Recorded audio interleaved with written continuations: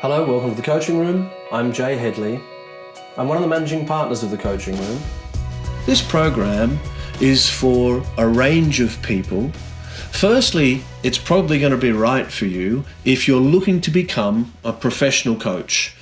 It's also probably going to be right for you if you're looking to grow and develop your core communication skills as a professional communicator, whether that's a leader, whether that's a coach, whether that's a facilitator, whether that's as a parent, whether that's as a friend, or whether that's as a therapist. Communication is key to all those elements. And so this program is all about communication, learning how to communicate firstly with yourself and to be far more influential and effective in your communication with others. So 3 types of people tend to come to this program to learn NLP and learn to grow their communication skills. They are people who want to become professional coaches.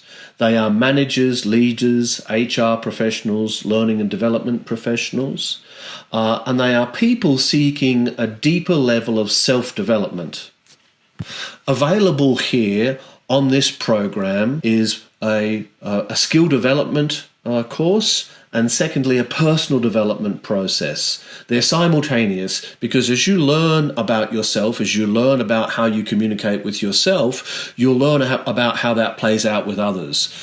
You'll become far more aware of the structures, of the personality, of the thinking patterns, of the beliefs, of the values, of how your identity all drive how you filter reality. Now that's going to be important in your personal development, and it's also going to be very important if you're looking to become a professional communicator or coach.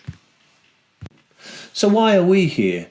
Well, simply put, we are incredibly passionate about communication, and we are incredibly passionate about the field of coaching and self-development. We absolutely love what we do, and we love sharing our passion with you. And if you're ready for a very intense, deep and in-depth look at the fields of communication, self-development and coaching, then listen on, because we think you might be in the right place. So why are you here? Well, we can't fully answer that because we're not you, but we can answer it from what you've told us coming through this program. So let's share that. The first reason that you may be here is to become a professional coach. This program forms the first module, Module 1, of a 3-module MetaCoach training system. The MetaCoach training system is a global coach training system, and it has been running for over 2.5 decades and is recognized as one of the most powerful coaching programs around the globe. Secondly, you've told us that you're here to learn how to become a professional communicator, to learn how to coach and lead as a facilitator, to learn how to be a better parent, to learn how to be a better friend, to learn how to be a better lover, to learn how to be a better partner, to learn how to be a better boss, to learn how to be a better student, to learn how to be a better version of you. And thirdly, you may be here to develop yourself. As a developmental model, NLP and learning NLP develops you. And so there isn't, as far as we can tell, a more accelerated process for self-development than learning NLP. So let's get into it. NLP stands for neuro, which is your neurology, linguistic, which is how you language and create meaning, and programming, which is how you create habits of thinking and behaving that may either serve you or not serve you. So NLP came from the early 70s. It came off the back of the human potential movement or positive psychology. The background to this movement included people like Abraham Maslow and Maslow's hierarchy of needs, was the model he designed and built. They include people like Viktor Frankl, who wrote the famous book Man's Search for Meaning. And they include and go right back to the 1930s to a gentleman by the name of Alfred Korzybski. Alfred Korzybski formed the movement of general semantics, which still exists today. and back then was even running neurolinguistic programmings in 1935. Really specifically, this program, NLP, the whole NLP communication model and all its associated parts, came from modelling three core people: Virginia Satir, Fritz Perls, and Milton Erickson. These were three psychotherapists, psychologists, etc., that were generating extraordinary results with their patients.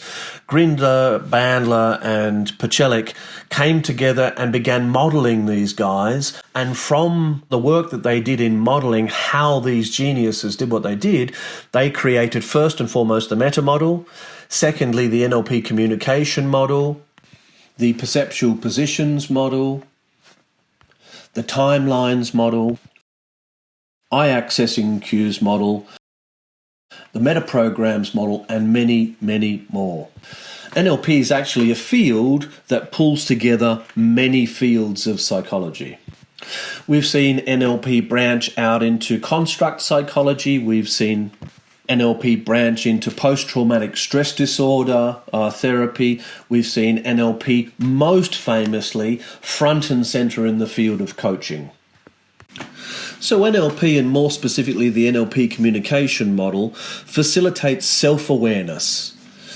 The reason that NLP is such a powerful model for self-awareness is because as you start to learn how you process information, how you take reality in and process it and filter it and make sense of it, and how that drives in through your meaning-making structures into your neurology, it is the most powerful tool we know of for generating genuine long-term self-awareness. With more self-awareness, this leads to self-actualization. Self-actualization is a term that comes from Abraham Maslow, and it was a term he used for people who experience peak experiences more often than other people. A peak experience is just simply a moment where you get so lost in the moment that you begin to actualize the fullness of your potential. Now, you could be watching a movie, you could be riding a bike, you could be in a sporting competition, you could be writing a report or a book, you could be running or doing fitness, you could be cooking. You could be doing any of those things, and self-actualization in that moment simply means that you become so engrossed in what you're doing that the fullness of your potential is being achieved without realizing it. And then thirdly, self-actualization leads to more self-realization. Self-realization is really pointing at the personality structure and how our personality structure is a representation of who we are. It is a coping mechanism, but it is not who we are. And so we are the author, not the book. NLP shows us how we can begin to break down and break through our personality structure so that we have a personality rather than it having us. So now on to the NLP communication model. This is the model that sits at the very heart of NLP. It's also the model that incorporates all aspects of the field of NLP. So let's take a closer look at the NLP communication model and how it works and how specifically it applies to you. And then secondly, how specifically it applies to the field of communication and coaching. So you can see by the model that we start on the left-hand side with an external event. An external event is simply something that's happening out here in reality. Yeah, it may be that you're listening to this information session. It may be that you're cooking a meal. It may be having an argument. It may be giving birth to a child. It may be getting married. It may be going to work. It may be starting a new job. It may be that you've been told you don't have a job. They're all external events. Through the study of these psychotherapists, Grinder, Bandler, and Pachelik determined that we take the world in through our senses and we filter the world. We filter the world, we generalize, we delete, and we distort information. We create an internal movie of the external event. The internal movie is partial because it's representational, it's deleted, distorted, and generalized.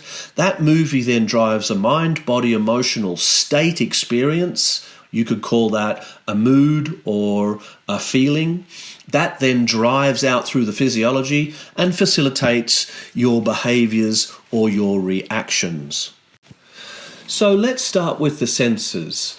You take the world in, I take the world in visually through my or our eyes, auditorially through our ears.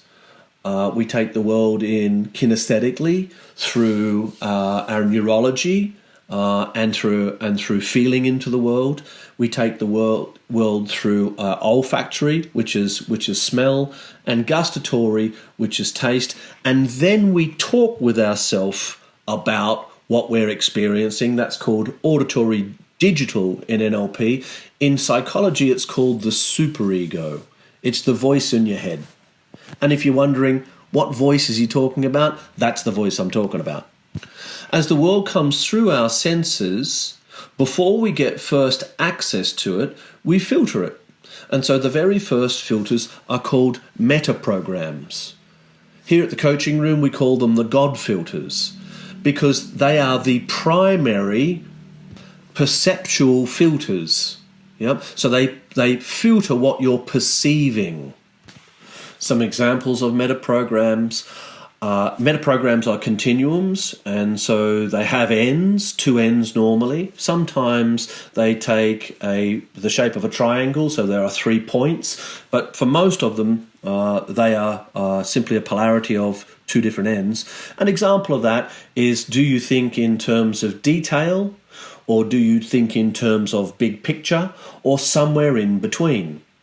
Another example would be, do you match for information?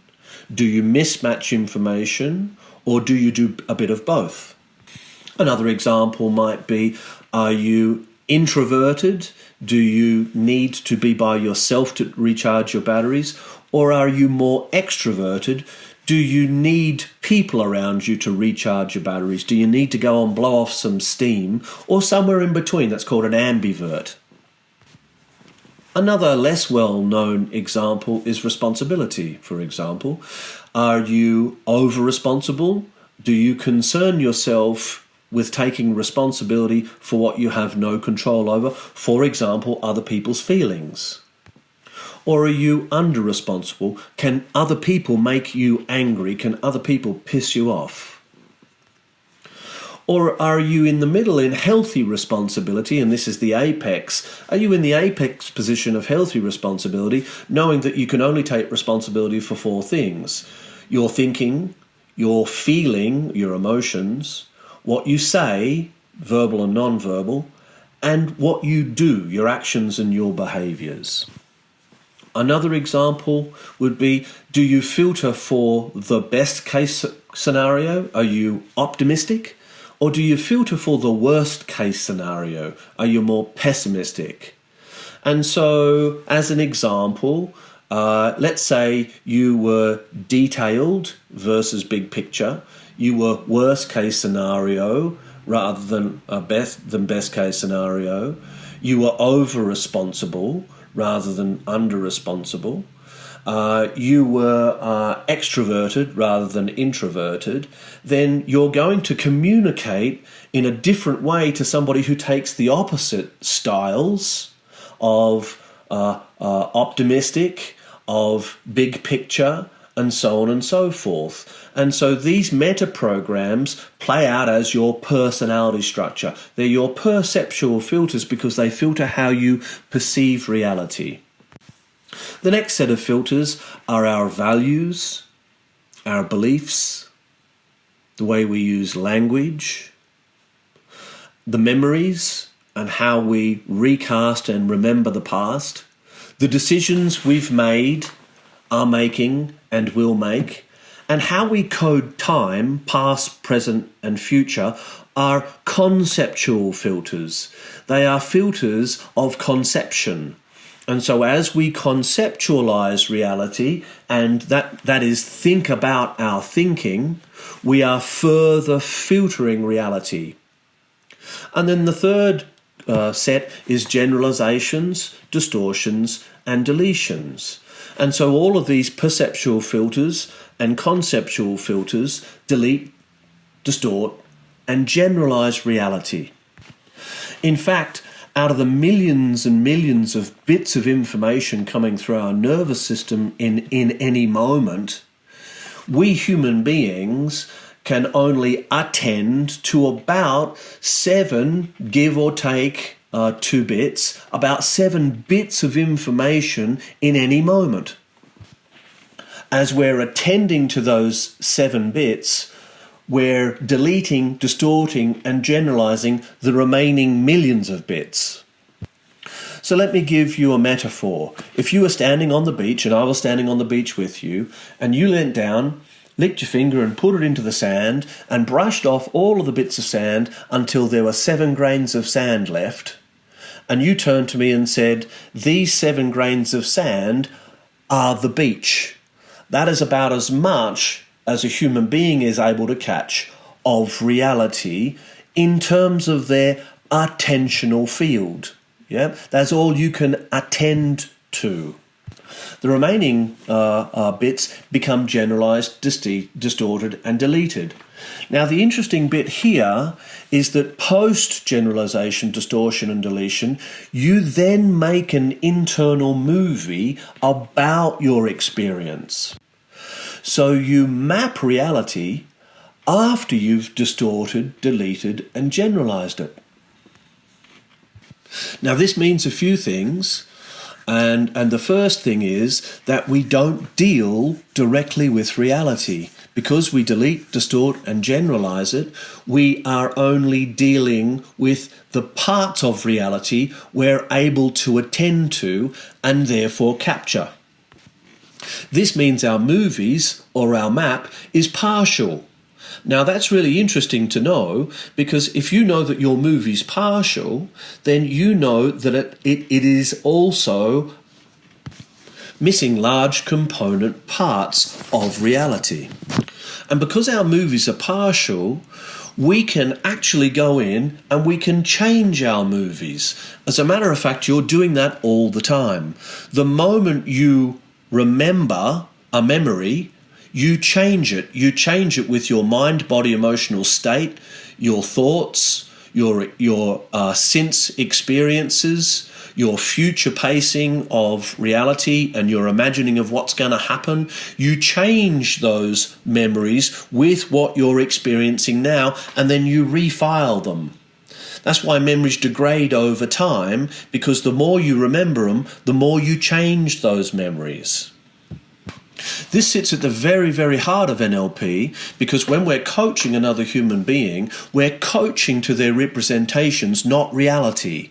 Now, that's very, very important as a coach, because if you're going to coach a human being and you're both of the belief that what is going on inside of them is reality, then you're going to get caught in the story rather than being able to stay in and coach contextually. You're going to get caught in the content.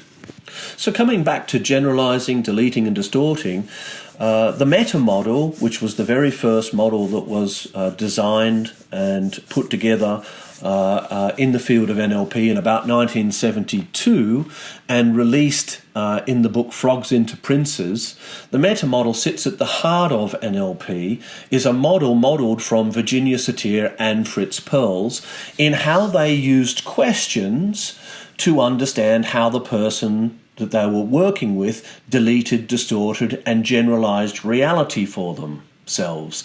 And then in that, they are able to help the client fill in the gaps and therefore come back closer to reality and solve their own problems. And these two therapists were the first therapists to give responsibility back to the client.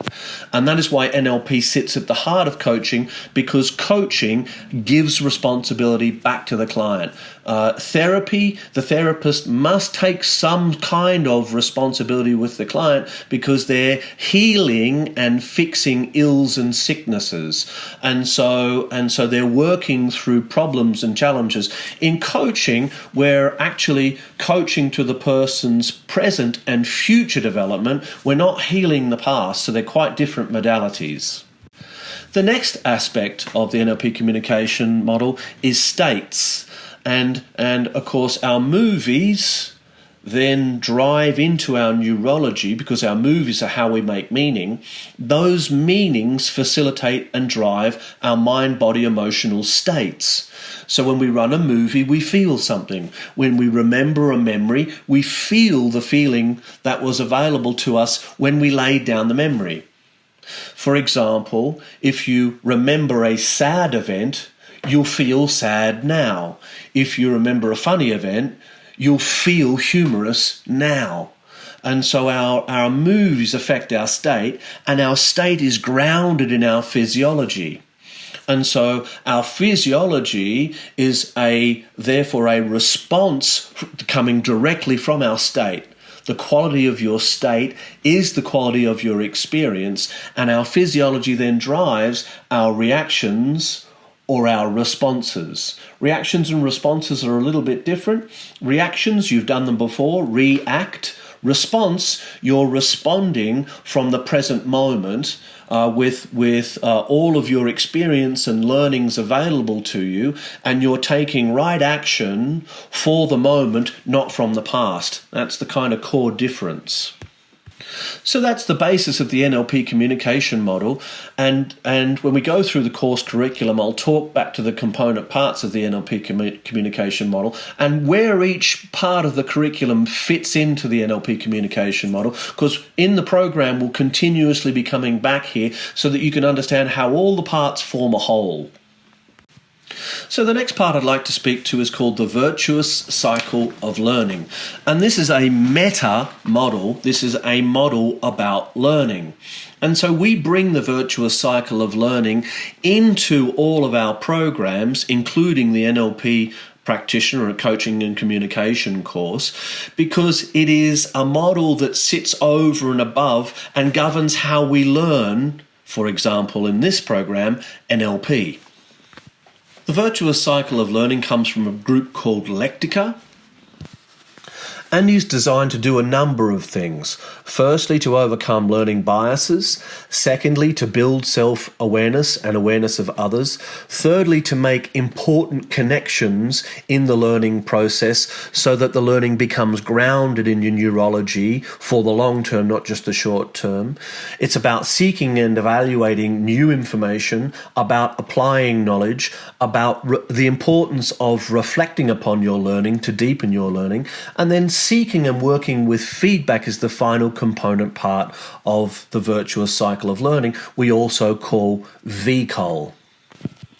The VCOL model engages the whole learner, and by this we mean that the learner engages emotionally, physically, and intellectually, leveraging both conscious and unconscious mental processes. This ensures that new knowledge is integrated into existing knowledge in a way that makes it useful and sticky in terms of longevity. Throughout our programs, for example, in our NLP communication program, we will ask you to complete a total of 16 virtuous cycles of learning about how you're learning. This offers huge advantages within the NLP communication program because it's a learning accelerant. And so we'll ask you to set a goal for yourself. We'll ask you to seek new and different information. We'll then ask you to apply and test that new and different information, and then reflect upon it, coming back and seeing if all of that changes the initial goal and whether it needs a reset, and so on and so forth. So the virtuous cycle of learning adds an additional layer of learning development to the program. So now let's jump into the curriculum itself. What you're going to learn in the Coaching and Communication Skills Development course and NLP Practitioner. So first and foremost, you're going to learn the NLP Communication Essentials. This includes learning how to listen beyond active listening into inferential listening, to listening to verbal, non-verbal language, listen to physiology, to listen to psychology. learning how to get a deeper level of rapport and therefore having more intimate relationships and being able to gain more influence within your relationships. It includes learning how to ask questions with 3 completely different question models. It includes learning hypnotic language and how the process of induction works. It includes learning how to manage your own states and lead and induce states within others with volition. All of this and a whole lot more that we're going to go through in a moment will help you understand how people create their own reality and how you can change your communication to become more influential by communicating inside of their preferences. You'll learn how to run your own brain and help people learn to run their own brain, have deeper, more authentic relationships, and become a highly effective communicator or professional facilitator, coach, leader, etc. In the program, we'll be taking a deep dive into personality, yours and others, understanding personality, understanding how to profile and listen for personality, and understanding how metaprograms govern our personality. Gives us immense influence and leverage with people because these are the filters that run outside of the attentional field. Metaprograms govern and guide what it is we pay attention to. They are the cognitive biases of your personality. Learning them will give you a greater awareness of who you are and why you do what you do, enabling you to break old habits, and in working with other people, enabling them to quickly break through habits that no longer serve them. Learning metaprograms will give you more influence and will give you access to the field of how motivation itself works. Motivation is linked with will. Will is linked with power. And so learning metaprograms helps us understand how to unlock our will, how to unlock our motivation, and therefore how to unlock our own personal power. Learning metaprograms will also help you facilitate more intimate and deeper relationships with people.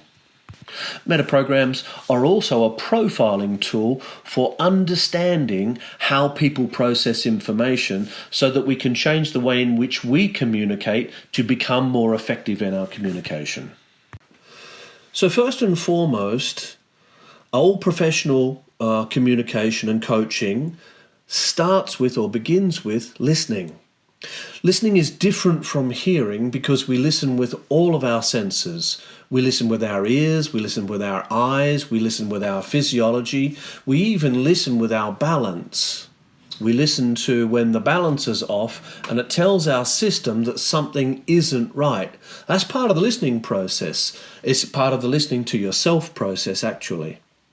And so listening is deeply complex. I'll go through the different aspects of listening in a moment. And then we're going to see a demonstration.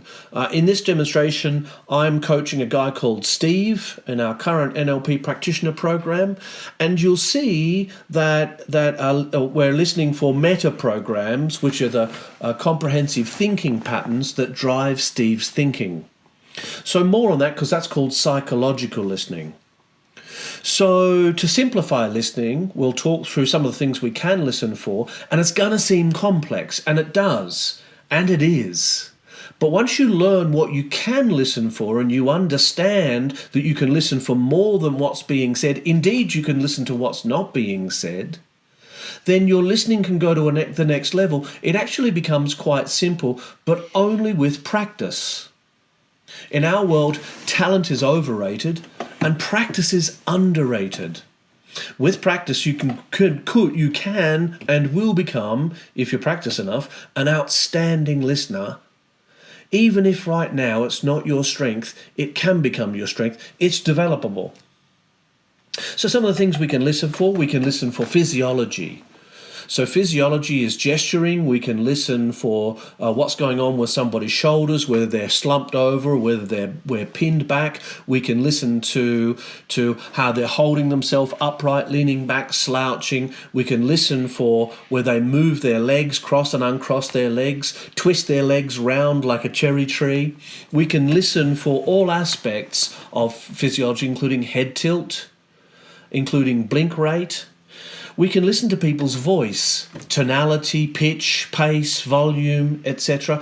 There are 7 different aspects to listen for in voice alone. We can listen to breathing, and there are 3 aspects to breathing, whether the person's breathing high, low or medium in the chest, whether they're breathing fast or slow, and then how are they breathing, consistently or inconsistently? Consistently. We can listen to their eyes, to where they go when they answer questions and process thinking. We can listen to the dilation of their eyes. We can listen to whether they're focused or unfocused. We can listen to their skin tone, skin colour, skin movement. We can listen to their psychology. We can listen for beliefs, values, identities. We can listen for metaprograms. So coming up in the demonstration, you'll see in a moment, is me listening for metaprograms and feeding that back to Steve so he can grow his self-awareness of what's outside of his self-awareness.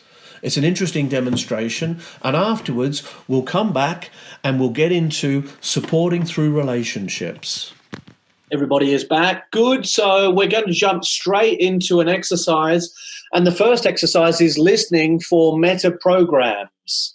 So it's listening for the key driver metaprograms, running a challenge that you're having. So who has a challenge, even if that's a learning challenge, i.e. you got a perfectionist frame about how you're going with this program and you should be going faster, and maybe you've got a comparative deletion, for example, like, I'm just not going fast enough, or I should be going faster, or compared to other people, and so whatever struggle or challenge you've had, who'd like to come forward and have a quick conversation, maybe a 5-10 minute conversation, to get more clarity as we demonstrate listening for metaprograms. Max and Joseph will then do a little bit of debriefing. Then you're going to go do the activity. So take a minute or so just to check in as you're going to do it. What are you going to bring to the activity? And then hands up who'd like to volunteer before we go to involuntary volunteers. Who'd like to volunteer to come on and have a session? Yeah, I will. Okay, we've got a few of you there. Yeah, I will. Who was that? Steve. Before Steve? Mary. Mary. Yep. Go ahead, Mary. Yeah, I just I shared last Tuesday, I think, just about the problems I was having with learning and the perfectionist metaprogram that runs quite strongly. And I've been working on that. But I'm sure there's other programs that I can't identify or running alongside that. And so knowing what they are would be quite good to help me move forward. Okay, so Mary would like to understand her blind spots. Good. Who was the second one? John, I think you said, Joseph? Or Steve? Steve. Steve. Yes, mate. How you doing? Jay? Yeah, I'm good, thanks. You okay, mate? Yes, so mine is impatience. I've never got enough time, and so even doing this course, it's like I've got to know it now. If I don't know it now, then I haven't got time to know it. So, and I'm like that. I get frustrated with my son talking to me and things like that. I feel like, you're distracting me, but I'm not doing anything. So I go and sit down doing nothing. So I constantly feel I haven't got enough time, which is creating impatience. Okay, so Steve and time, not having enough of it. Good, one more. Me? Who's me? Okay. I am getting frustrated with myself because I keep changing my meta program.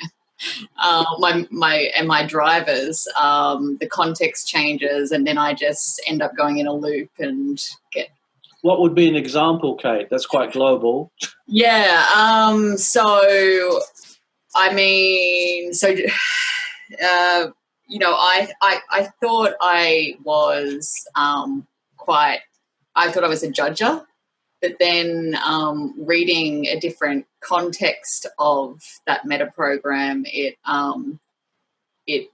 it didn't seem like it applied to me, because I know I judge myself and I can judge others harshly, but I read it in a different context when I was studying it, and then I just got a bit.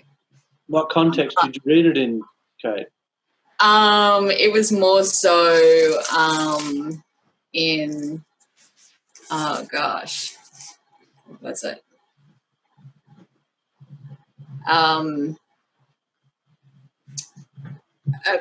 About how I can't quite remember now.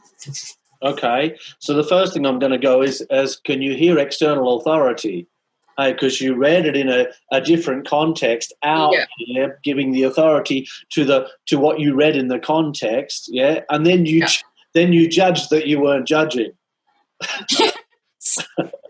Well, I already have the external down. I've got that.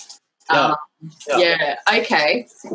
Okay, Yeah. So there's a big one for you, right? Is that you're externalizing authority, looking for an authority out here, and when it mismatches in here, now you've got a confusion problem. Yeah, that's me. Yeah, good. Thanks, Kate. We're going to go with Steve. So, hey, Steve, how you going? Where are you? Yeah, Steve? good. Thanks. Let me find you. Where are you? There you are, my friend. Yeah. So Steve, let's start with. So you in what context don't you experience you have time? What's an example, Steve? Just I feel like it's everything to do. I feel like if someone's talking to me, even doing this, I'm anxious for it to finish because I haven't got time to do it. But then I will finish doing it, and then I'm always waiting to do the next thing. I've got no time to do anything. So how do you know to reference time, Steve? How do you know that you haven't got any time? Because you said feeling, yeah, but then you looked up there and you referenced a movie. What's the movie? What's that movie? Yeah. What are you referencing? It just feels like there's nothing there. Nothing where? It just seems black. What seems black?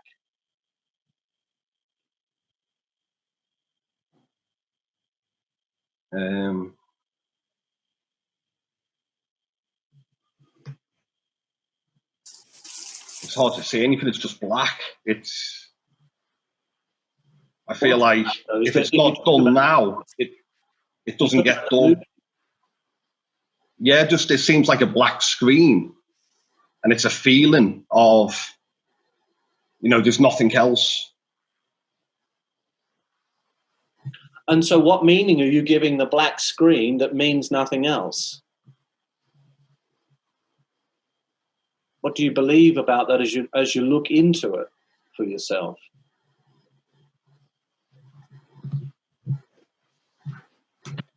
I feel anxiety with it. How do you know to call it anxiety? It's a feeling in my body. I can feel like in my back. Okay. And what's the feeling? Describe it. Like, it feels tight. It feels sort of like tingly, like achy. Okay. Got to be quick. And what's the anxiety about, Steve? It just comes to me, if it doesn't get done now, then I'm going to miss out. It's not going to happen. I need to do it now. What are you going to miss out on, Steve?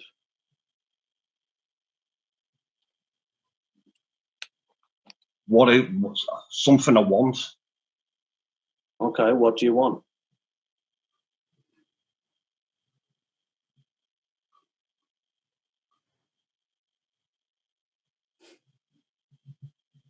It just keeps coming to me. I've got to have it.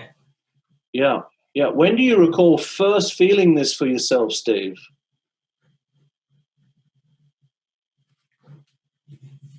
It feels like it goes back a long time. Okay. So has this feeling been there throughout your life? It feels like it. It feels deep. Yeah. Yeah.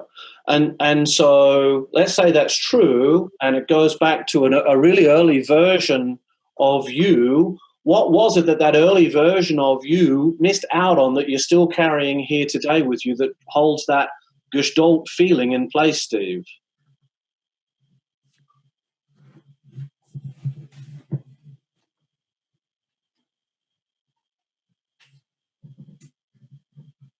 The thing that comes up to me now with emotion is it feels like I never got a chance to say goodbye to my dad. Uh-huh. Yeah. So how's that playing out for you here in your life today, Steve, in impatience? What's the connection?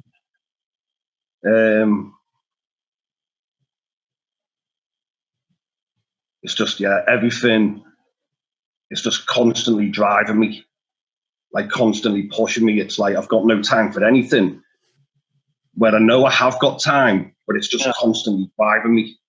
Yeah. Yeah. So do you see, when you said that, Steve, how aware are you that your eyes went round like a clock? Go back and watch the video, right? Your eyes literally went round like a clock, like round.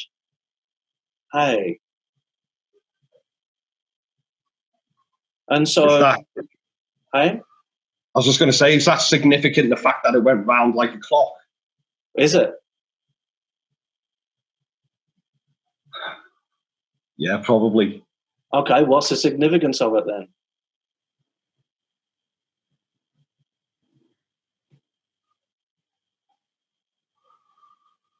The time's always ticking. Yeah. Yeah. I don't have time. Yeah. And so can you hear that if that's true, it's related to the fact that you didn't get to say goodbye to your dad, right? Yeah. And so can you hear, if that's true and you're still experiencing that and they're linked, then you're carrying forward this sense of not having enough time to say goodbye and projecting it into your experience today. Yeah, totally. I've never connected it before, but now you've mentioned it, I can totally see the connection. I can feel the connection. How would you know it was time to let that go for yourself and leave it in the past, Steve, if that's what you wanted to do?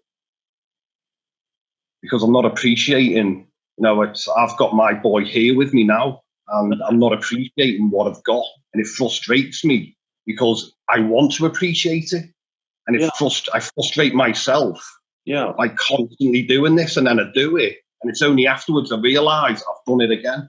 Yeah.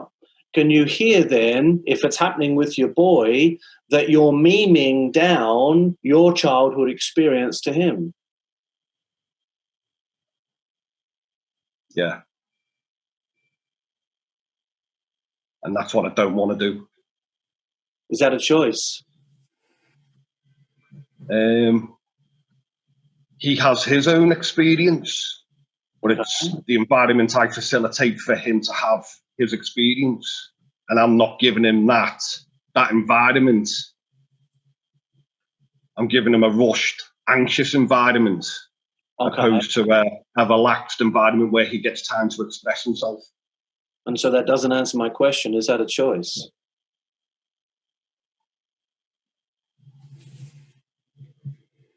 It is a choice, yeah. Okay. Is that a decision? It is a decision. Okay. What's your decision?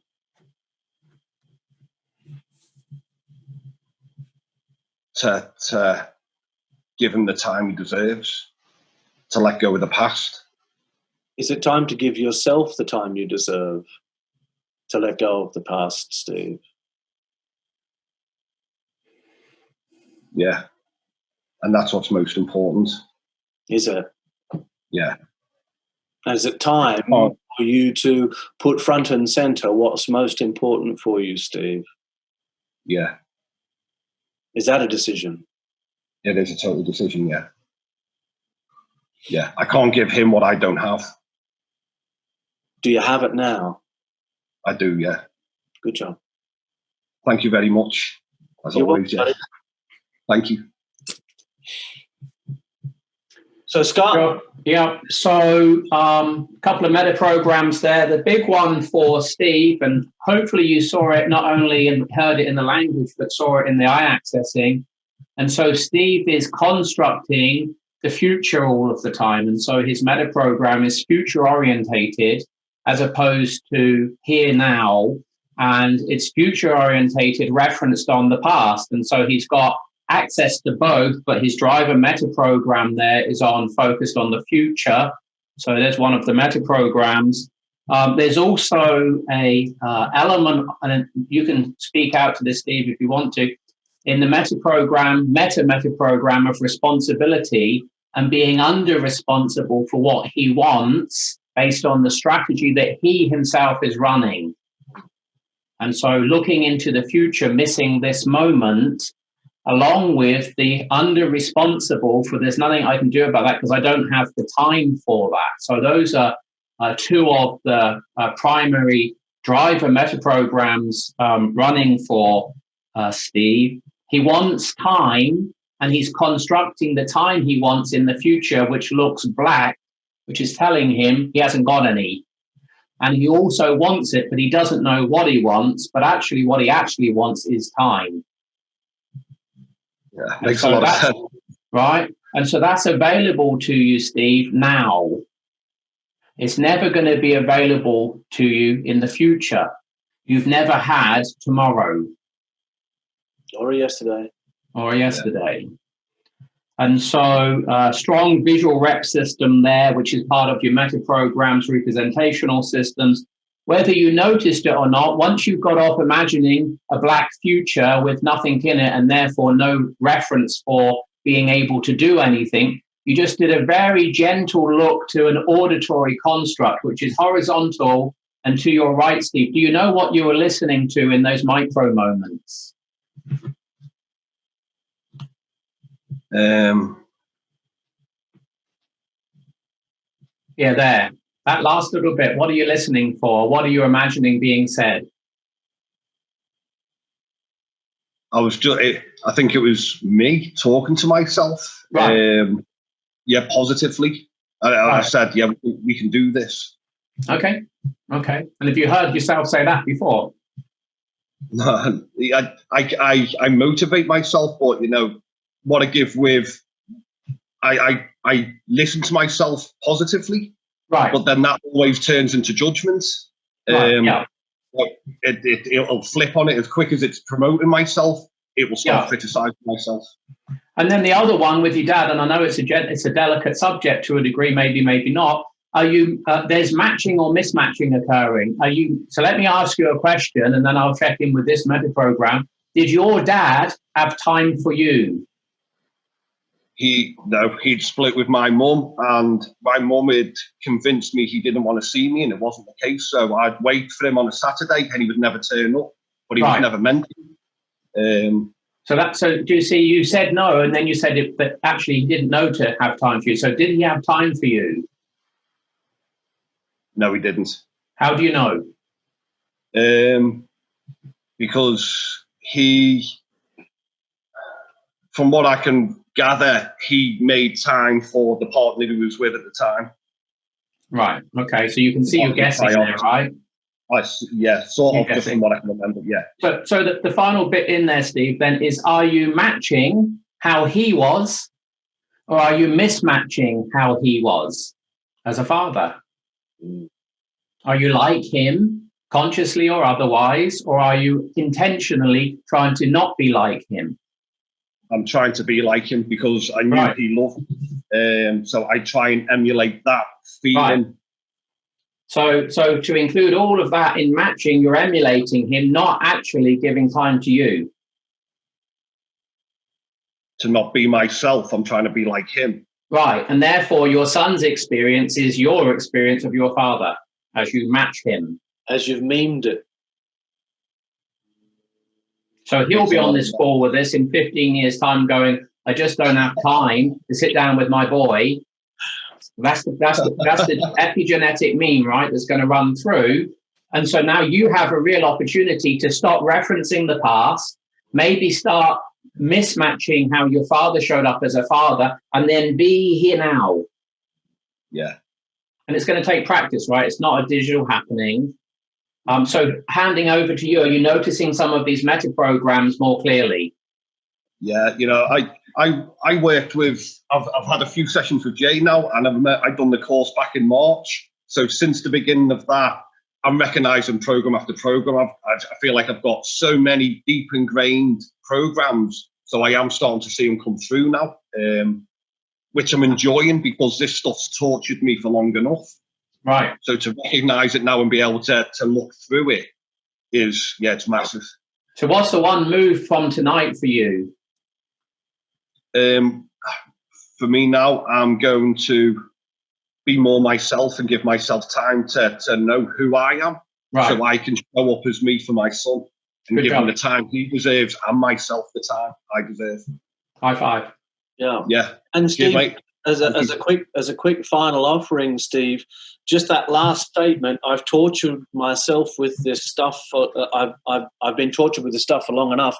Is again what Joseph was pointing out to, which is the under responsibility, right? This stuff's torturing me. It's not. Yeah. And if you re-own it, you can stop doing that. Yeah, doing it to myself. Right. The next skill as a professional coach and or communicator is supporting through relationship and rapport. Rapport is a process that goes beyond story or content or likeness to a likeness at a physiological and psychological level. So beyond whether you and I like rugby, and more about whether you and I actually think using the same processes, hold the same beliefs and or value structures, as an example. So supporting through relationship and rapport includes understanding relationship dynamics and what are the core dynamics that involve whether a relationship works or a relationship doesn't.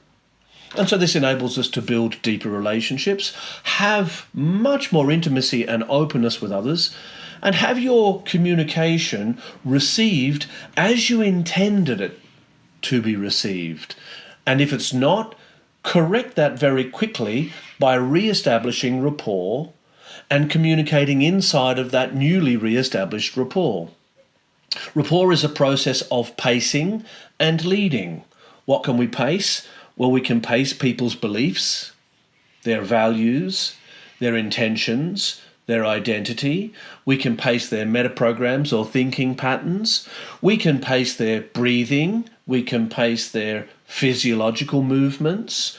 We can pace their speech rate. We can pace their volume, their pitch. We can pace all of those elements. That's why listening is so important, because to be able to pace, we've got to be able to listen to what's actually being communicated outside of the content.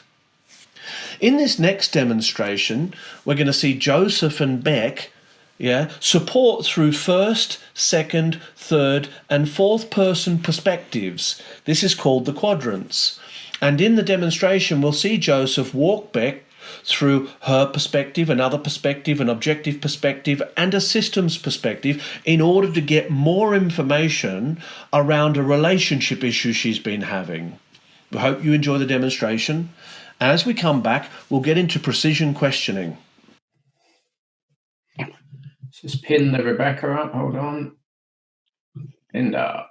Good. Okay, Rebecca. So just to get started, just to give you an overview, we're going to chat for 5 minutes or so. The purpose of the conversation is for you to have more wisdom about this situation than you currently do. Mm-hmm. Yeah, but you may have wisdom already about this situation, but we know you don't have the wisdom that you're looking for because you wouldn't have raised it. Yes.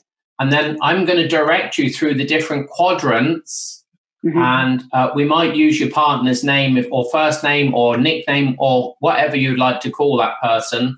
Sure. Just so you've got a reference point. And we're just going to take you through the quadrants we're going to ask you to do something odd, which is when we move you, we want you to leave Rebecca in the first person upper left space. Yeah? Okay.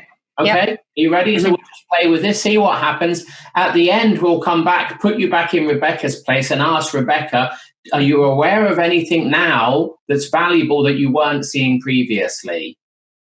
Okay. You can't get this wrong. Just follow along. Be as direct as you can about the information, and then see what happens. So, so your business partner's first name or whatever you're going to call them.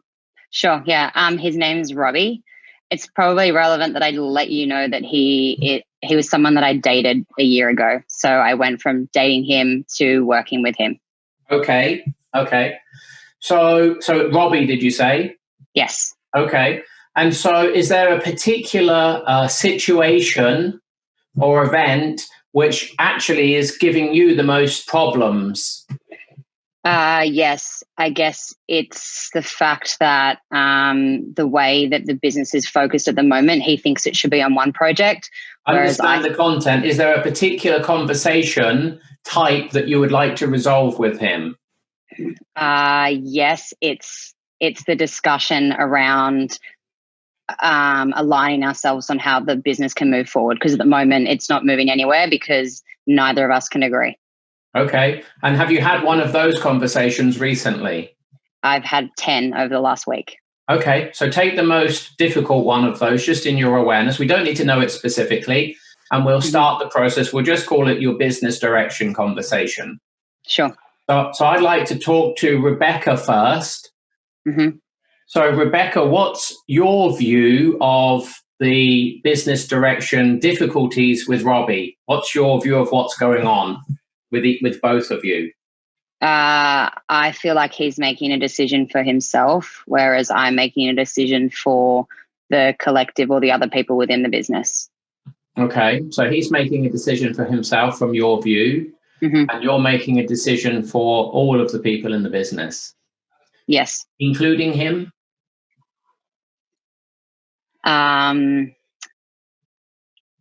guess if he has a different perspective, then it's not including him. Let's stay with you, not him. Okay. You see how you changed then to his perspective? Yes.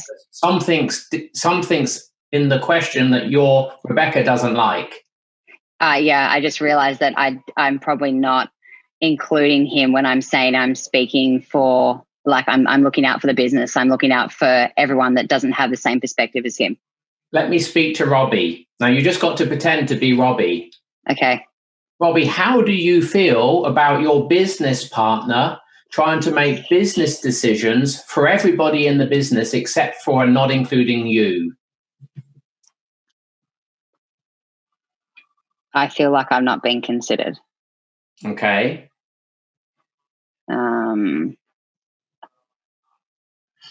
Do you deserve to be considered? Yes, 100%. Yes, I do. Okay. So who's not considering you?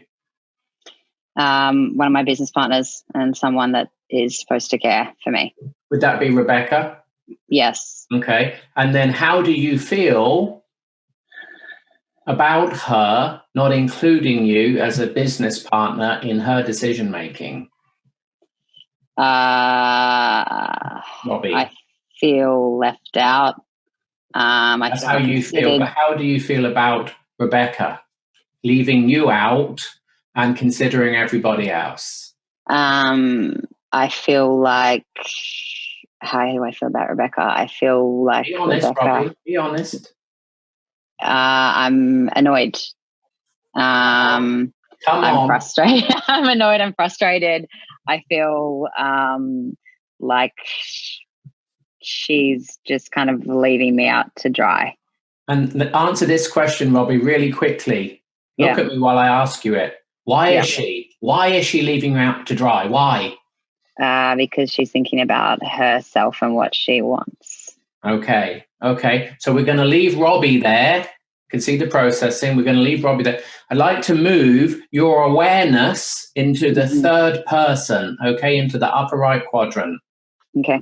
You need a moment to process, or you're okay? Okay. Okay. Yeah, I'm good. From the third person, it's a bit like a fly on the wall. And I want you to notice Rebecca, Mm-hmm. and I want you to notice Robbie, Mm-hmm. and just tell me about the dynamic that's going on between them as you see it from a witness perspective. Yeah. I see two people that are very sure of how they feel and what the right decision is, that can't spend time in the other person's shoes, or they're trying to, but they spend the time there and they still don't see that it makes sense, and possibly because it's not serving them individually. Okay, tell us more about that, not serving them individually. So the perspectives that they're holding is about themselves. And so at the end of the day, that's what they're both looking after or out for. Okay. What can you see from your vantage point that neither of them can see about their relationship or the business direction? What can you see simply witnessing what they're both doing that they definitely can't see? Particularly dynamics.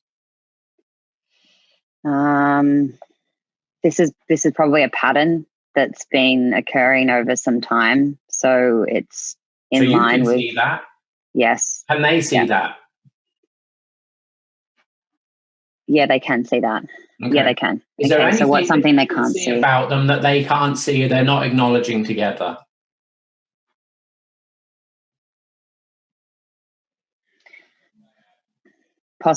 Possibly that they're both talking as if they're looking out for others, but the reality is they're looking out for themselves. Right, good move. We're going to move into the lower right quadrant. Yeah, this is a big global view now across a big systemic environmental view. As you look at them, Rebecca and Robbie, how is the environment, the workplace environment, the systems, the time of day that they interact, the time of year, the month? How is the chronological factors? How is who's in the environment or around in the environment when they're interacting? Yeah. And then how does time, future, current, and past impact them in terms of how they're showing up together from your view? What can you see? Including history, right? Including the history. What can you see? There's a lot there. I see the pandemic at the moment having a big impact on the decision-making process. Right. And one kind of coming from necessity. I can see that there are other business partners that are interacting with this discussion that's also making it difficult, as there's like sides that are being taken. So both Rebecca and Robbie are feeling like they're building like groups of people against each other. Yeah. Which is giving more, I guess, emotion and time and energy to the differences. Okay. So just collect that information. That's enough information. I'd just like to talk back to Rebecca in first person. Okay. So, hey. Hey. So having done this process together across the quadrants, have you gathered any wisdom about your situation with Robbie that you didn't know previously? Yes. Okay. Would you like to keep that to yourself, or you would like to share what you're realizing? Yeah, no, I'm happy to share it. I realized that in telling myself that I was trying to help other people and that he wasn't, I was missing the fact that that was in my personal interest. And so whilst I'm telling myself it's helping other people, which I might believe, it's also in the interest of myself, and that's the same for him. Right. Right. So you see the likeness. And the shadow of it, right? Yeah. So now what will you do with this information that's going to make a difference that's worthwhile to you? I have a level of understanding that we're both coming from a similar experience and looking for the same outcome, and with maybe the same intention. So that's what you're aware of. What will you Yeah. do with the inner game of your awareness in the real world? What will you do about that? In the real world, or in the context of the conversation with Robbie? With Robbie, in the real world, what will you actually Right. say or do, or not say and not do going forward, given this new understanding you've gathered? I will try and have more awareness for like his personal experience and where he's coming from. And I that kind of came out as I sat in his shoes. Yeah. That's a space that I spent a lot of time in. That was my preferred system, which interests me. But like, as you said before, just because you spend time there doesn't mean that you are a master of that. Yeah. So you're shifting your awareness, but what's interesting, that's the inner game, right? What will you do differently in the outer game in interacting with him in the future? I guess this understanding will reduce the frustration that I have in trying to understand where he's coming from. You're talking about your inner game as well. Yeah. Okay. So that's your upper left, your frustration. What will you do differently with Robbie to get a better outcome together now as you've got this new understanding? What will you do differently? Is this top right? This will be upper left, upper right, and lower right, and lower together. What will you do differently? Because if you don't do anything different, you'll get what you've always got, right? But actually, now you've got power of knowing that there was a mistake being made by both of you.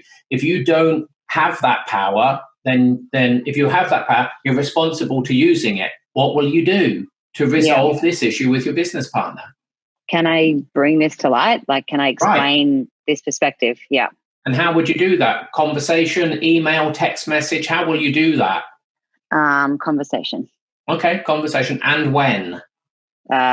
This evening. Okay, good job. Useful for you? Very useful. Thank you for sharing. Welcome back. The next core skill of a professional communicator and/or coach is the ability to ask precision questions that create client engagement. So here you'll learn 3 core questions models. They are the 3 main question models of NLP. They are the meta model for specificity. They are the well-formed outcome model for facilitating professional, well-formed outcomes that ensure that you set and achieve your goals inside of set time frames and inside of set parameters. And then there are meta questions, questions that are self-reflexive questions that have the client think about their thinking and think about the thinking behind their thinking. We call this meta-stating, and meta-questions facilitate the client getting more awareness of the thoughts and frames behind what it is they're saying, the words they're choosing, which are framing their thinking and framing their filtering of reality. So here you will learn to deepen your listening skills. You'll learn to understand the core structures of communication, and you'll be able to influence and create far more engagement, particularly with people that you normally find it difficult to engage with. Another core skill is the skill of managing your emotions and also facilitating and inducing emotions in others. As a professional communicator and particularly a coach, being able to facilitate and induce emotions in others is one of the core influential skills you're going to need for coaching. And so in states and state management, we're looking at a number of aspects. We're looking at the process of anchoring states, that is to take a state and anchor it to a physiological, auditory or visual stimulus, and to link the two together. As an example, for example, a song that facilitates you being joyful or you being sad, the song is an anchor for the feeling of joy or sadness. The smell of perfume that takes you back to your first girlfriend or boyfriend Yeah, that is an olfactory anchor attached to a feeling, for example, of love or heartache. They're anchors. Anchors are in every aspect of our reality. Words are anchors.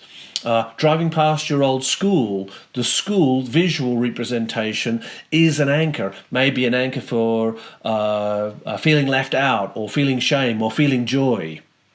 And so anchors are all around us. We're going to show you how you can create, build, and apply anchors for your development as resources to use when you choose.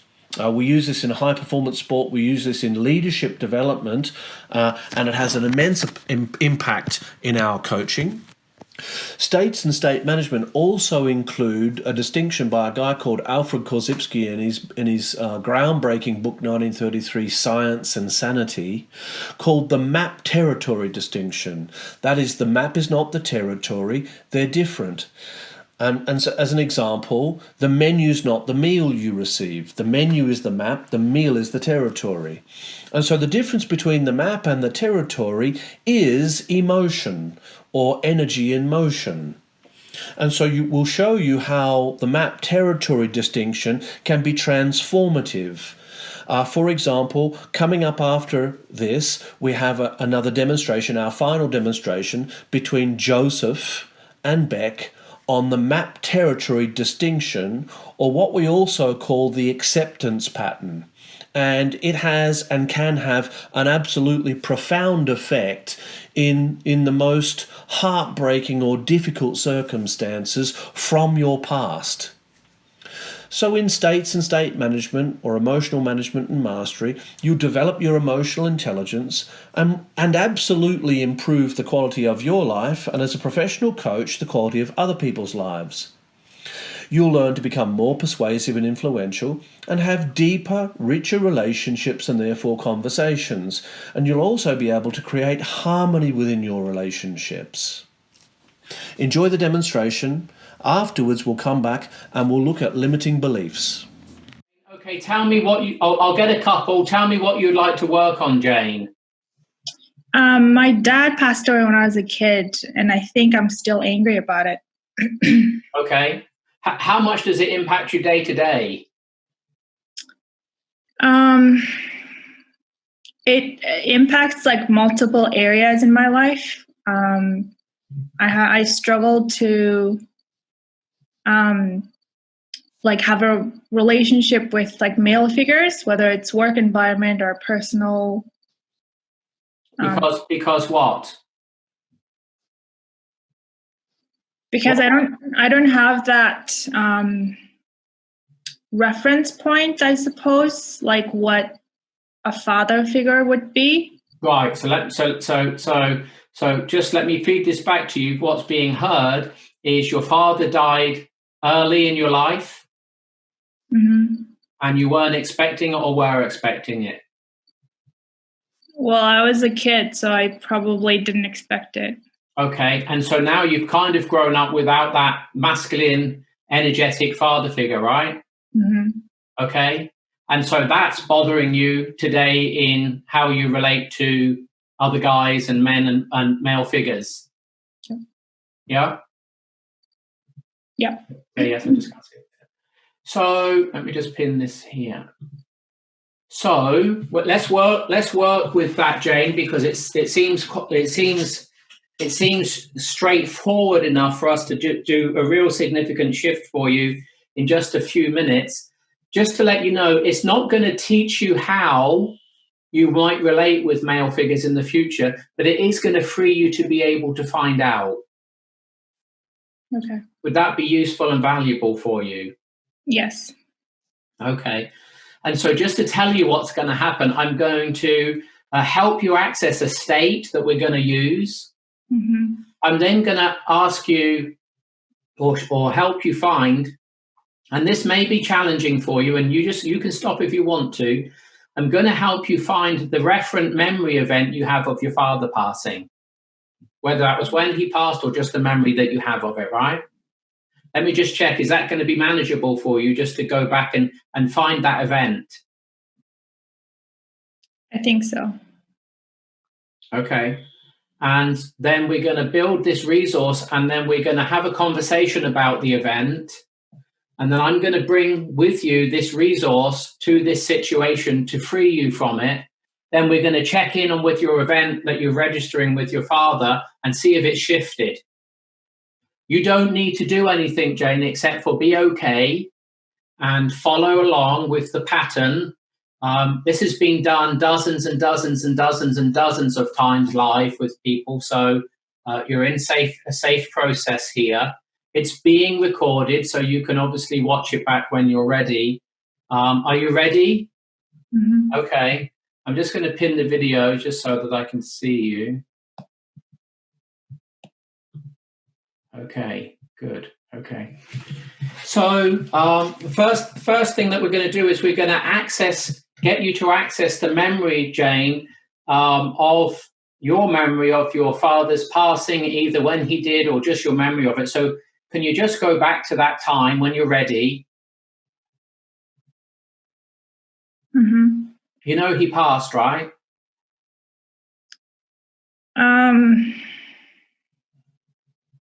Yeah, like I'm kind of figuring it out. Okay. Just for reference, how long ago? Like how old I was, or how long ago from now? Both, either one. How old were you? Just approximately, doesn't have to be. About 4. About 4. And how old is your body now? 32. 32. Okay, so 28 years, 25, 26. Yeah, okay. And so do you have a movie of that time? Or when did you realize as a child that your father had passed? Were you at 4 or was it after then? About 4, when he's just not around anymore. Right. Like he didn't come home. Right, okay. Now, you got a movie of that playing in your mind? Mm-hmm. Have a movie of that. This is going to seem a bit strange, but what I would like you to do is I would like you to hold that movie out in your hands in front of you. By the way, you're not going to lose anything valuable in this process. We're just going to free you from what's not working, okay? So just hold your hands out in front of you, and then just in your hands, present the movie of noticing your dad's just not around when you were just 4 or 5 years old. Have you got that? Mm-hmm. Now, just in a way that really works for you, I'd just like you to move it either to your left or to your right. Just place it just outside of your view for a moment. We're definitely going to come back to it. Okay. You've got that. You know where that is. Just check so you can see where it is. You can see it there. Okay, That's the movie. You notice Dad's not around anymore. Okay. How are you going doing that and moving that over there? Is that okay? Yeah. Good. Okay. So now what I'd like you to do is we're going to access a state of acceptance. Mm-hmm. Do you know what acceptance is? You just accept something?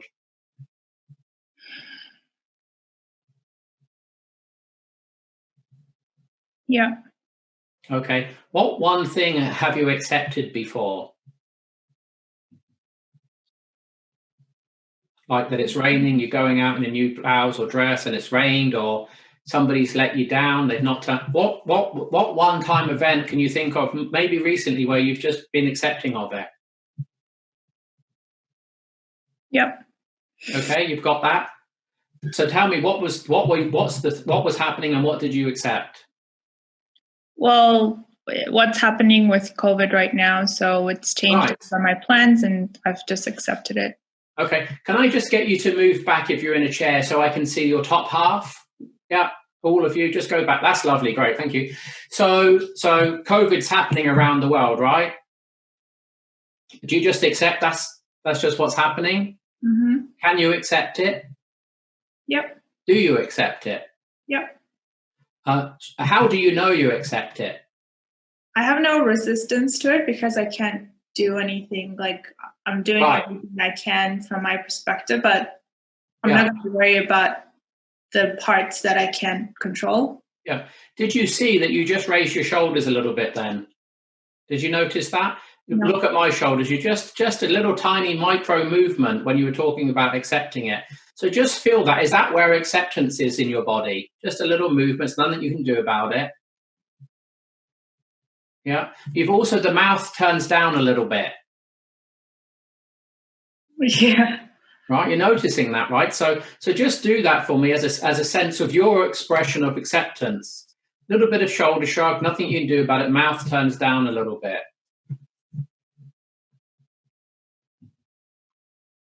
What's happening right now this second for you?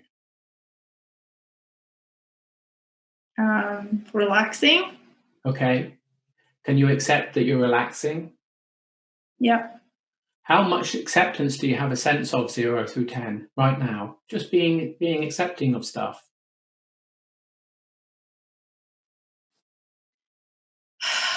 4, because when that memory came up, I like my heart started beating and it's still beating. So take that memory and put it over there with the other memories. So you're at about a 4 of acceptance. Yeah. So show me that. Can you just accept that you're at just 4 out of 10 of acceptance? Can you bring acceptance to that? Just accept that's your level of acceptance. Show me that with your. There you go. That one. So you've got relaxation textured in your acceptance, right? You know that, right? Yeah. Yeah. You just went to see. So you can see that when you bring acceptance, you tend to be relaxed around it. Yeah. So acceptance and relaxation kind of are together for you. Yes. So you've got a relaxed acceptance, just a relaxed acceptance. You can see it's quite relaxed in your physiology. It's micro expressions. Yeah. And you've got a accepting relaxation. So they're both together. Both parts are running together, relaxation and acceptance. How much of a relaxed acceptance do you have access to right now? Just relaxed acceptance. 7. Okay, 7. How do you know, go inside, how do you know what tells you that that is relaxed acceptance right now? Go inside, close your eyes, just go inside, relaxed acceptance. 7 out of 10. How do you know it's relaxed acceptance? Where are you experiencing it?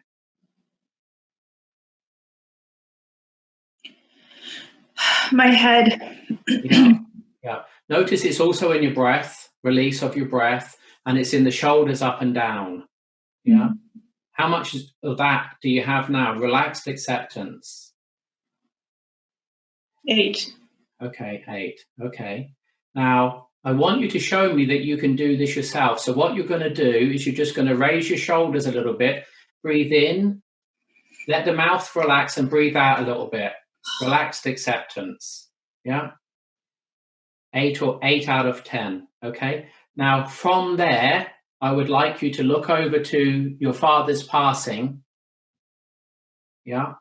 And grab a hold of it and bring it back to you. The passing event, the noticing he's not around anymore, not having that father support, that father figure. Now I'm going to ask you a question and then we're going to bring acceptance. What do you, Jane, wish had not happened? He didn't die. Right. You wish that, right?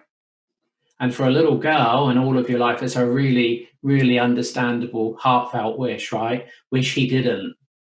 But in your hands, you know that he did.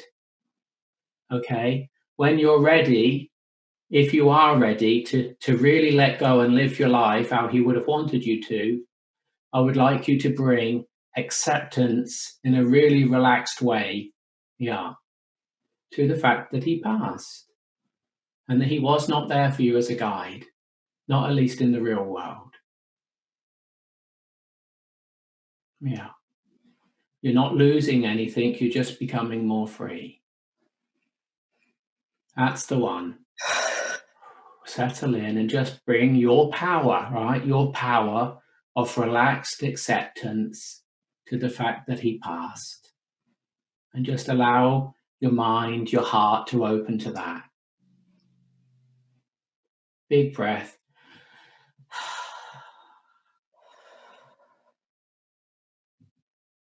You didn't and weren't old enough to say goodbye then. This is your chance. As a mature adult, as a mature woman, notice how, in your readiness with your own power, with your own potential, Jane, that you are freeing yourself from a 4-year-old life.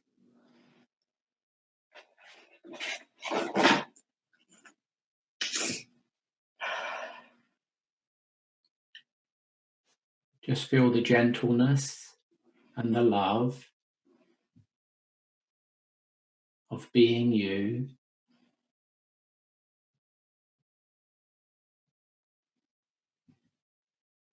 He passed.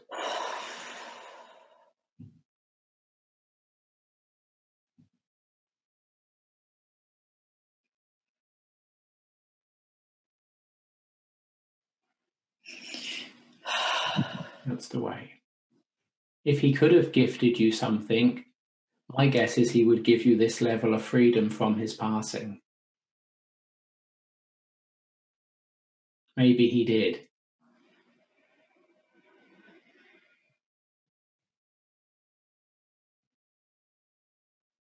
Now, I'd just like you to take that movie in your hands and just follow my gestures. Just bring this movie of your father's passing that you've brought deep, relaxed acceptance to.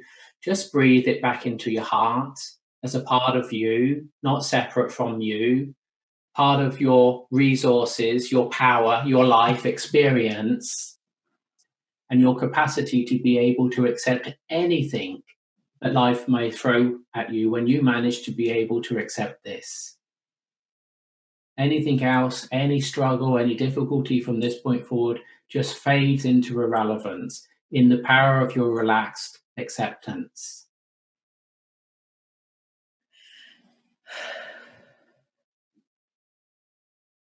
And take this, Jane, from this moment into your future, into a different life, different perspective, different choices, showing up in ways that are more true for you as a grown-up adult, as a powerful woman that's resourceful and skilled. Just allow that. Will you just set this realization forward for yourself? This level of spaciousness and freedom in the next step that you take, knowing it's a gift from him. Maybe he's always been there.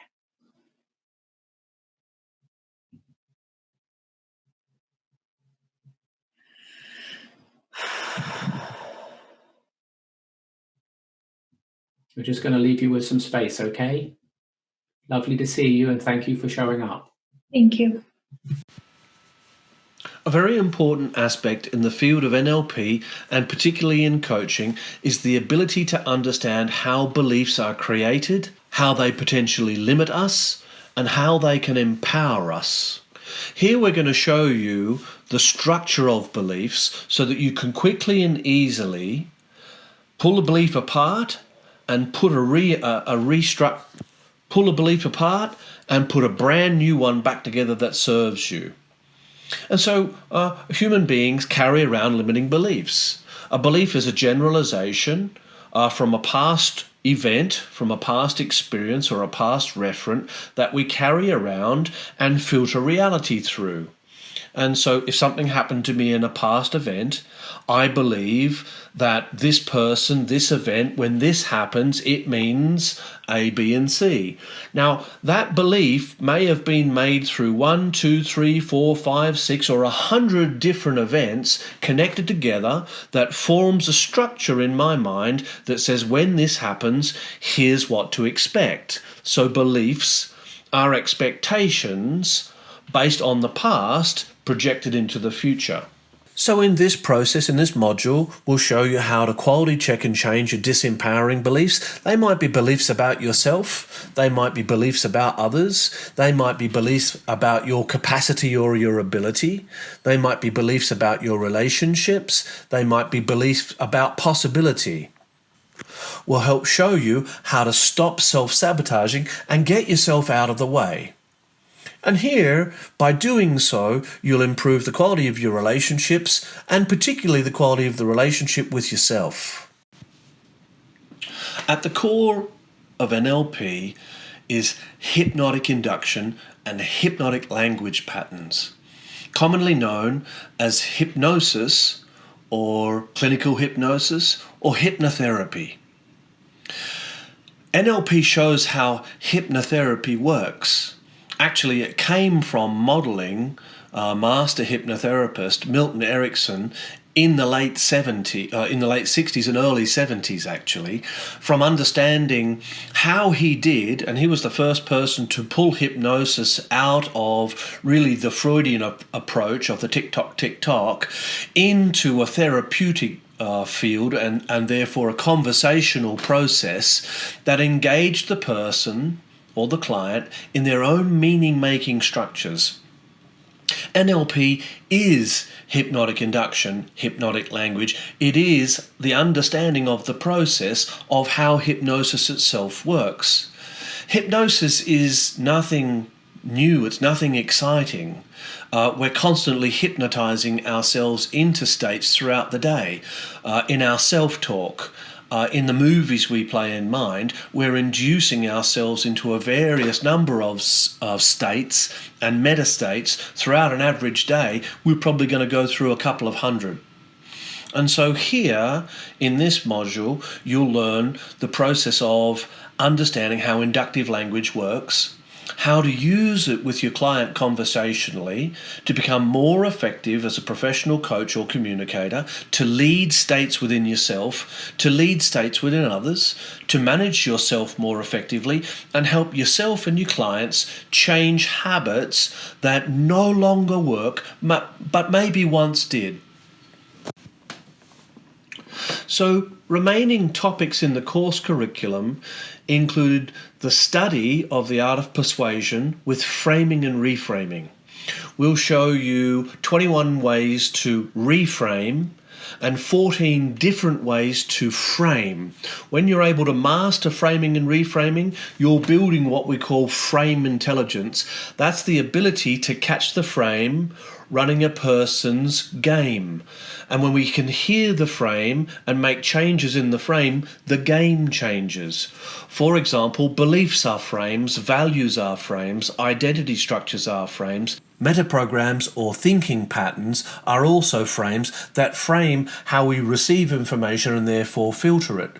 Change the frame, change the way we filter, change the experience of an event. We'll also show you how to create strategies for replicating excellence. For example, if you run a strategy of procrastination, how to learn to procrastinate about your procrastination, that is to put off procrastinating, helps you shift procrastination and get on with what you're telling yourself is important but not taking action upon. In replicating strategies and also modeling, we're going to show you how to model high achievers. That is to model someone who is outstanding at doing something very, very, very well because they've learned a good strategy for it.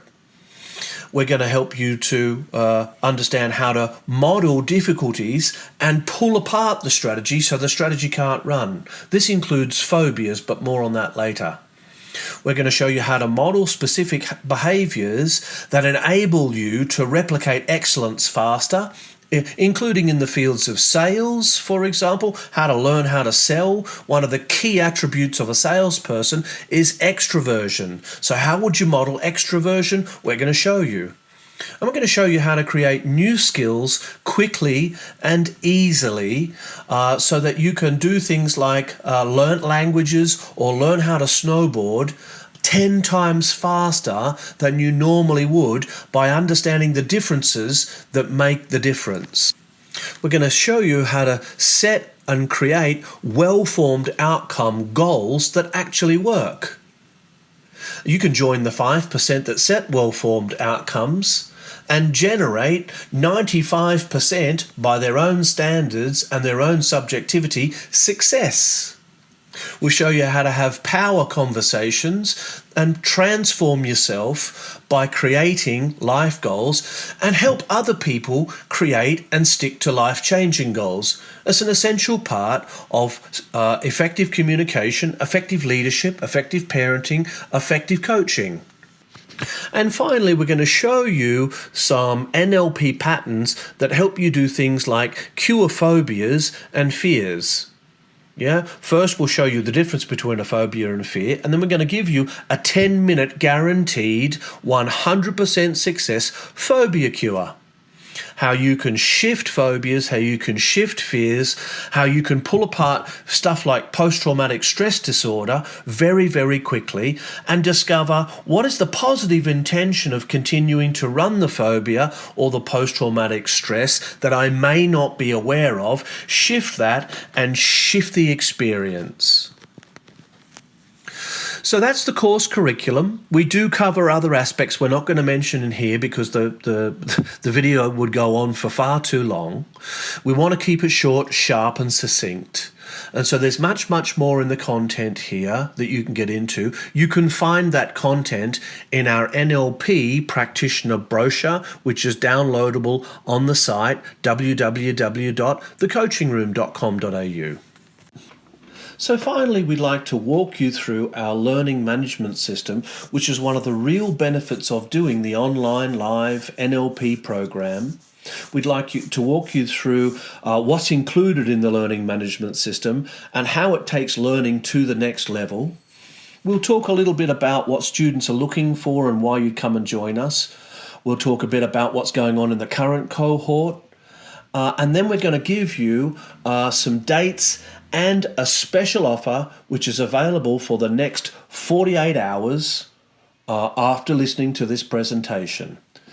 So our learning management system sits in a process or a program called the Matrix. And our learning management system is where we pop the recordings up 24 hours after each session. So if you aren't able to make a session or you'd like to watch the session again, maybe you did a demonstration and you want to understand a bit more about what happened during the demonstration from a third person perspective because you were in it, you can go to the learning management system, click on that video and watch it. You can take notes while you're recording, stop the recording, replay the recording. It's all streamable. In there, we also include blog links. We include assessment tasks. We include every 4 or 5 sessions an NLP crossword you can do on a Saturday with a coffee. We include white papers and much, much more. The learning management system and all the recordings of each of the programs is available to the cohort for a 12-month period thereafter. It's one of the benefits of coming and doing the program with the coaching room. So what are students looking for when they come and join us? Well, first and foremost, to deepen their current coaching or communication skills and education, maybe for leadership, maybe for parenting, maybe for coaching, maybe just for themselves. Maybe you want to take coaching into the workplace and you want to become an internal coach or you want to become a leader as coach. Maybe you want to become a professional coach, that is an executive, life, personal, career, business, sales coach, etc. Or maybe you want to pursue personal development through coaching itself. For all these reasons, this program is for you. Currently, we've got 130 international students enrolled in our program. We average between 70 and 130 people per program, and whilst that sounds like a lot of people, approximately out of that 80 or 90 will attend each session, and out of that is a very interactive process. We'll interact with you. You can ask questions at any time. You can see us, we can see you. When we do a demonstration, we pin the demonstration up on the main board, as you'll have seen in our demonstrations. We'll pin the demonstration up on the main board so that you and we can see what's going on with the client as we're taking them through the coaching experience. And then we can debrief and talk about that, and then you can go watch whatever you didn't manage to catch. Well, thank you for watching. The next steps, if you're interested in our program, are to either book onto the online live course or, COVID willing, our face-to-face courses in Sydney and in Melbourne. We're running one each this year.